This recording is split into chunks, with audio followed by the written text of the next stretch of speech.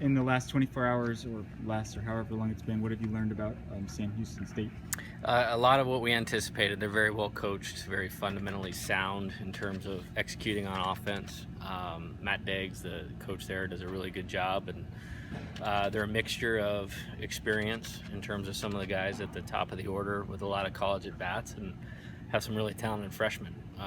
They're dynamic in how they play in terms of running the bases and bunting and those types of things. Maybe more so than you would think for a school from that part of the country. And they have good athletes that do it well. Pitching, they have a very good Friday starter who I'm assuming we'll see on Friday, that pounds his own, has 3 pitches, and competes really well. So a lot of what we probably anticipated. Is it like a team that you've seen before this year? Does it remind you of anyone? Maybe a little bit of Oregon in terms of putting pressure on you, in terms of trying to put pressure on you. They look like they have 4 or 5, maybe even 6 guys that get down the line really well and force you to play fast catch. Force you to do a very good job holding runners and those types of things. We try to be good at those things, and so that's a good thing. And from a defensive standpoint, it looks like they do a good job, really good catcher that manages the game well, and they present a lot of challenges. There's a lot of rain in the forecast for the weekend. How do you handle that from a pitching staff perspective if there are rain delays or if there's just a sort of an unpredictable element to it? Well, I think the first thing we have going for us is it's a turf field at Lafayette, which really all you need is a window. I think we'll be very active in terms of, and I know the tournament committee will be active in terms of trying to prevent that, where it's an inning and then you slow down. I think the NCAA puts the student athletes' well-being first, and I'm sure they'll do that in this scenario. But we'll take care of it.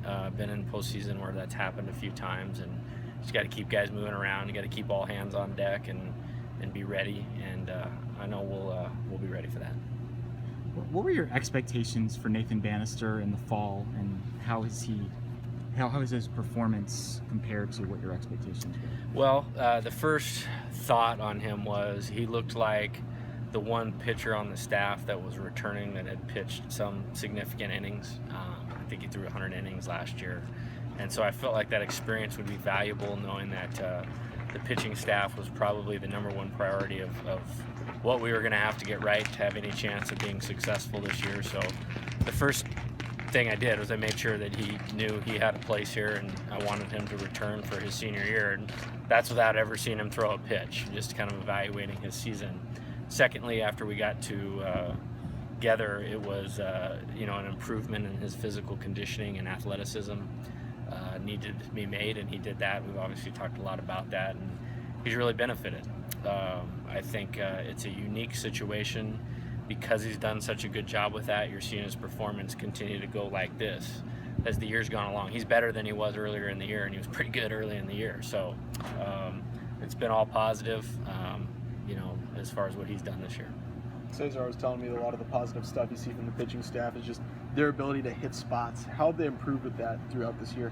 I think they've improved a lot, and I think a key is with young pitchers getting them to focus on what's important. And what I mean by what's important is what's going to get hitters out and give them a chance to be successful. So we've shifted some guys' minds from just velocity and the radar gun to let's start with the first layer is throwing strikes, then throwing low strikes, and then moving your fastball and commanding it in and out and up and down, and then effectively changing speeds to get hitters off timing. Because if they know what's coming and they can time it up, in the Pac-12 and in the NCAA tournament, they can do damage. And I think we've probably done a really good job of those 4 things. And I think you see the guys that have pitched the majority of the innings, they do the best at that.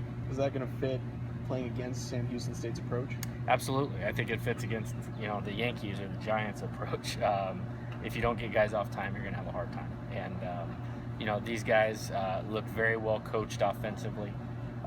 If you look at their numbers, they're very balanced in terms of batting average, doubles, on base percentage, walks, hit by pitch, bunting game, running game. And so our ability to control the strike zone and manage the running game will determine our success.